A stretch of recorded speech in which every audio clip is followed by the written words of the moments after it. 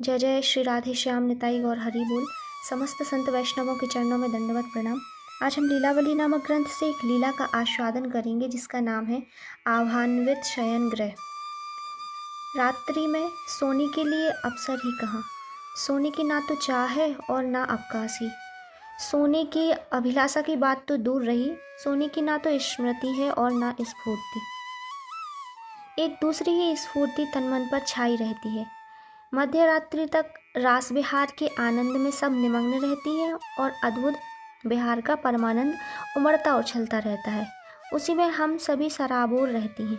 रास विहार के उपरांत जब ये युगल विश्राम के लिए शयन गृह में प्रवेश करते हैं, इसके तुरंत बाद जुट जाना पड़ता है विविध प्रकार की व्यवस्था कार्य में। रास के विहार के लिए न जाने कितने प्रकार के प्रबंध करने पड़ते हैं। प्रबंध का विस्तार समुचित और सुव्यवस्थित हो तभी रास विहार में रंग उभर पाता है। रास विहार के उपरांत इस सारे विस्तार को समेटना पड़ता है। पहले विस्तार और फिर विस्तार का संहरण। इस विस्तार संहरण में न जाने कितना समय निकल जाता है और आगामी लीला के लिए नव विस्तार की प्रक्रिया आरंभ हो जाती है। यह नव विस्तार है निशांत बेली की दृष्टि से अरुणाई स्फुटित हो, इसके पहले ही ये युगल जाग जाते हैं। जागरण के समय की सभी आवश्यकताओं की परिपूर्ति अभी से करनी है। मध्य रात्रि के उपरांत रास विहार के लिए किए गए संपूर्ण विस्तार का संहरण और फिर इसके तुरंत बाद निशांत बेली के समय युगल रसिकों के जागरण के लिए विविध प्रकार की आवश्यकताओं का सम्यक प्रस्तुतिकरण।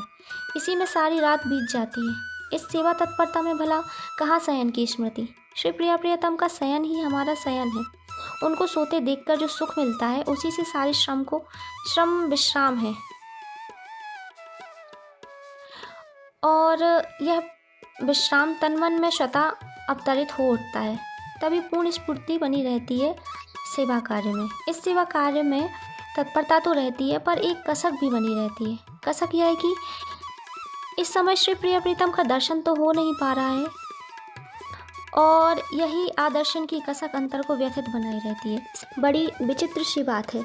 रास विहार के लिए किए गए विस्तार के संहरण में और फिर निशांत बेला में युगल रसिकों के जागरण की दृष्टि से विविध प्रकार की आवश्यकताओं के प्रबंधीकरण में सारी रात कब बीत इसका पता ही नहीं चलता है। परंतु इसी के विपरीत सारी रात का एक एक क्षण बड़ा भारी लगता है प्राणाराम युगल रसिकों के आदर्शन की कसक में।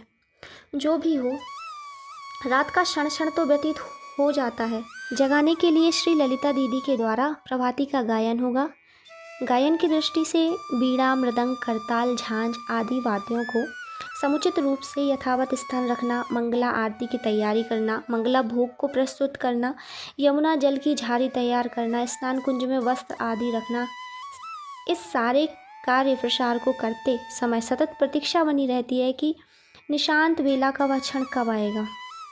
सभी सखियां मंजरियां अवधि की समाप्ति की प्रतीक्षा में स्वयं को भूली रहती हैं। अवधि की समाप्ति का क्षण समीप होते ही सभी सखियां दौड़ पड़ती हैं शयन गृह की ओर।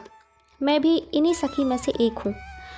द्वार से सटकर खड़ी हूँ। उचित तो नहीं था पर दर्शन की लालसा इतनी अधिक थी कि मैं शयन गृह के द्वार पर लगे हुए पर्दे को तनक सा हटाकर देखती हूँ।